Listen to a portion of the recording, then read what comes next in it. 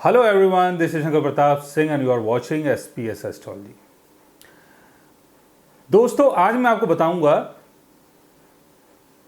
7th house के importance के बारे में कि 7th हाउस की क्या इंपॉर्टेंस हमारी लाइफ में बनती है और 7th हाउस के लॉर्ड से क्या देखा जाता है और 7th हाउस का लॉर्ड जिस हाउस में प्लेस्ड होता है उस हाउस से संबंधित चीज़ों को हमें कैसे मैनेज करना होता है। और वीडियो स्टार्ट करने से पहले इस वीडियो के नीचे डिस्क्रिप्शन बॉक्स में आपको और तमाम वीडियोस और सीरीज़ का लिंक मिल जाएगा। वहाँ से आप और भी वीडियोस देख सकते हैं, वॉच कर सकते हैं और बहुत अच्छी अच्छी सीरीज़ पे हम लोगों ने काम किया है, जिसमें राहु के बारे में बताया गया है, जिसमें लॉर्ड थ्रू हाउसेस के बारे में बताया गया है, जिसमें एवरी प्लैनेट्स अगर डिफरेंट राशिज़ में बैठते हैं तो उसका क्या इम्पैक्ट हमारी लाइफ में पड़ता है। तो ये सारी अलग अलग सीरीज इस वीडियो के नीचे डिस्क्रिप्शन बॉक्स में आपको मिल जाएगा, वहाँ से आप वो सारी वीडियोस देख सकते हैं। लेकिन आज की जो वीडियो है वो 7th हाउस और उसके लॉर्ड के ऊपर है। 7th हाउस का संबंध आपके ज्वाइंट वेंचर से होता है और जहां पर ज्वाइंट वेंचर होता है वहां पर कमिटमेंट देखा जाता है, यानी कमिटमेंट का होना बहुत ज़रूरी है।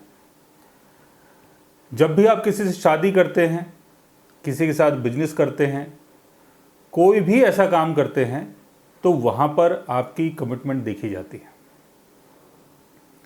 तो 7th हाउस यानी कमिटमेंट, और जहां कमिटमेंट होती है वहां पर रेस्पॉन्सिबिलिटीज़ भी होती हैं, यानी आपकी जिम्मेदारी उन चीज़ों से जुड़ जाती है जिन चीज़ों के लिए आप बहुत ज़्यादा कमिटेड होते हैं।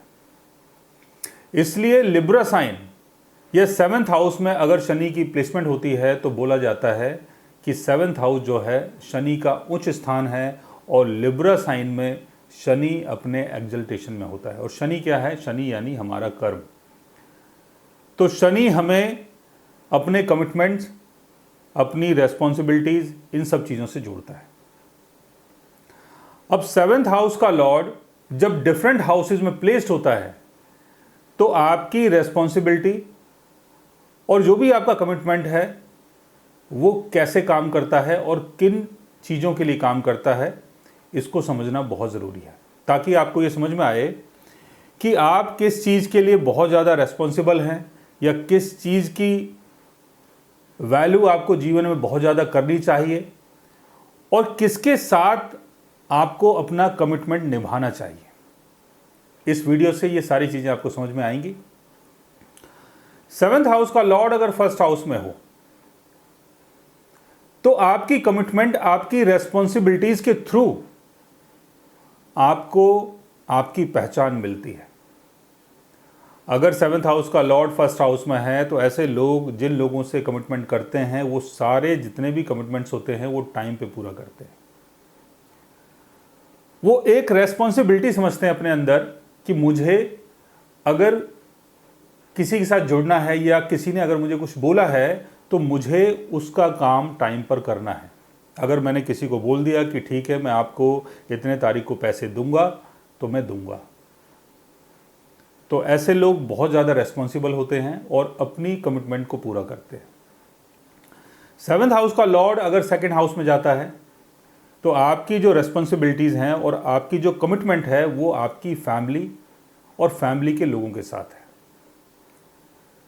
आपकी जो रेस्पॉन्सिबिलिटी है वो आपकी ख़ानदानी वैल्यू के लिए है। ख़ानदानी वैल्यू बचाने के लिए आप रेस्पॉन्सिबल हैं। ये आपकी ड्यूटी बनती है कि आप अपनी ख़ानदानी वैल्यू को बचाएं, आप अपने परिवार की सेविंग्स के ऊपर ध्यान दें और परिवार की ग्रोथ के ऊपर ध्यान दें। 7th हाउस का लॉर्ड अगर 3rd हाउस में प्लेस्ड होता है तो आपकी जो रेस्पॉन्सिबिलिटी है, आपकी जो कमिटमेंट है वो 3rd हाउस से संबंधित चीज़ों के लिए है।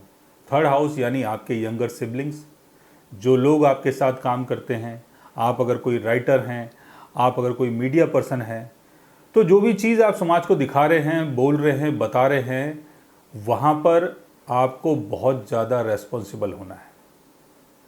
आपको सारी चीज़ें टाइम पर करनी है, तभी आपको नाम, फेम और पहचान मिल पाती है। 7th हाउस का लॉर्ड अगर 4th हाउस में होता है तो आपकी जो रेस्पॉन्सिबिलिटीज़ हैं और आपकी जो कमिटमेंट है वो अपने होमलैंड के लोगों के लिए है, अपने पेरेंट्स के लिए है, जहाँ पर आपका बर्थ हुआ है उन लोगों के लिए है। आपकी रेस्पॉन्सिबिलिटी अपने घर के लिए है, घर बनाना, परिवार को एक साथ रखना, परिवार को जोड़ के रखना, अपने देश के लिए कुछ करना, अपने समाज के लिए कुछ करना और अपने समाज के हित में कुछ करना। इसी चीज़ के लिए आप बहुत ज़्यादा रेस्पॉन्सिबल रहेंगे। 7th हाउस का लॉर्ड अगर 5th हाउस में होता है तो जो भी आपका क्रिएटिव टैलेंट है उसके लिए आप बहुत ज़्यादा कमिटेड रहेंगे। अगर आप कोई एक्टर हैं, अगर आप कोई एथलीट हैं, तो टाइम से काम करना, अपने सीनियर्स को फॉलो करना, जो भी आपके सीनियर्स बोल रहे हैं आपको उन सब चीज़ों को फॉलो करना है, क्योंकि ये आपकी ड्यूटी बनती है, आप इस चीज़ के लिए रेस्पॉन्सिबल हैं। 5th हाउस की चीज़ों को आपको बड़े टाइम से और बहुत सिंसियर तरीके से करना है। 5th हाउस का संबंध आपके बच्चों से भी है, तो बच्चों के लिए काम करना, उनकी एजुकेशन के ऊपर ध्यान देना, और वैसे भी 5th हाउस का संबंध एजुकेशन से है। यानी समाज में कहीं भी अगर कोई किसी भी तरीके की अगर एजुकेशन ले रहा है, पढ़ाई से जुड़ा हुआ है, तो उन सब चीज़ों को मैनेज करना भी आपकी ड्यूटी बनती है। आप उस चीज़ के लिए कमिटेड हैं। अपने लविंग पार्टनर के लिए आप कमिटेड हैं। अगर आप अपने पार्टनर को कुछ बोलते हैं कि मैं आपके लिए सारी चीज़ें करूंगा, तो ये आपको करना ही होगा। 7th हाउस का लॉर्ड अगर 6th हाउस में है तो जो लोग परेशानी में फंसे हुए हैं, जो लोग कर्जे में हैं, जो लोग बीमारी में हैं, जो लोग किसी ऑब्स्टेकल्स में अगर फंस गए हैं, लड़ाई झगड़ा, दंगा फसाद, कोई झूठा आरोप अगर किसी के ऊपर लग गया, तो उनकी मदद करना, उनकी हेल्प करना, यही आपकी ड्यूटी है। और इस सारी चीज़ों को आप करेंगे भी, इन सब चीज़ों में आप इन्वॉल्व भी रहेंगे, क्योंकि 7th हाउस जो है उसका लॉर्ड आपके 6th हाउस में प्लेस्ड है।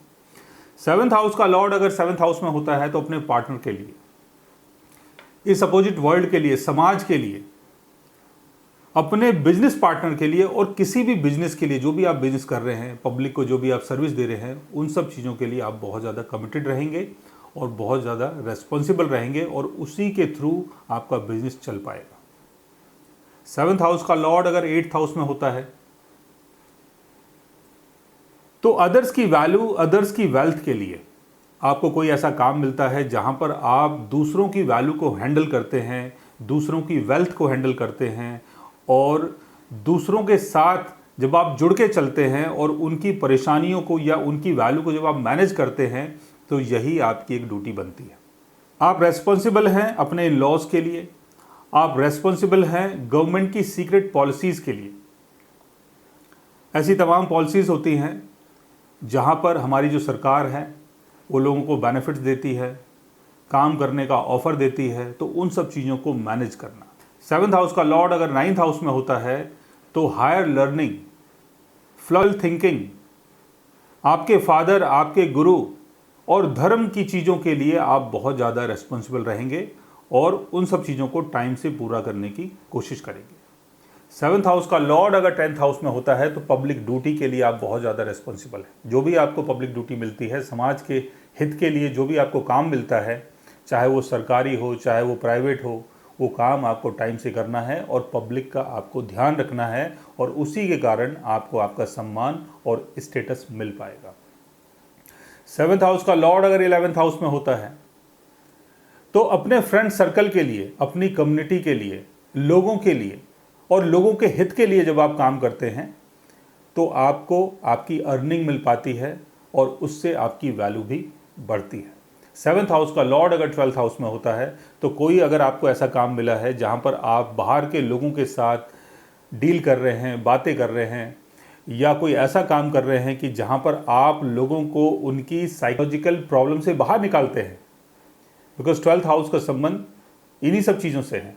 12th हाउस का संबंध ऐसी चीज़ों से है कि जहां पर आप लोगों की मानसिक परेशानी को दूर करते हैं, चाहे वो किसी भी मेथड के थ्रू हो, चाहे वो एस्ट्रोलॉजी के थ्रू हो, चाहे वो किसी हीलिंग प्रोसेस के थ्रू हो, चाहे वो कंसल्टेशन के थ्रू हो, अगर आप किसी को एडवाइस कर रहे हैं, किसी को बता रहे हैं कि भाई आपको ऐसे ऐसे करना है, ऐसे ऐसे चलना है, तो इन सब चीज़ों के लिए आप बहुत ज़्यादा रेस्पॉन्सिबल रहेंगे और ये आपकी ड्यूटी बनती है।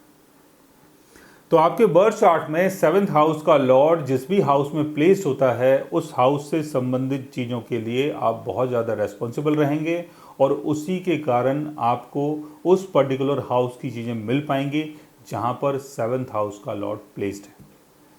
सो गाइज, आज मैंने आपको बताया 7th हाउस और उसके लॉर्ड्स के बारे में। अगर आप भी जानना चाहते हैं 7th हाउस के बारे में, तो उसके लिए आप हमारे चैनल को सब्सक्राइब कर सकते हैं।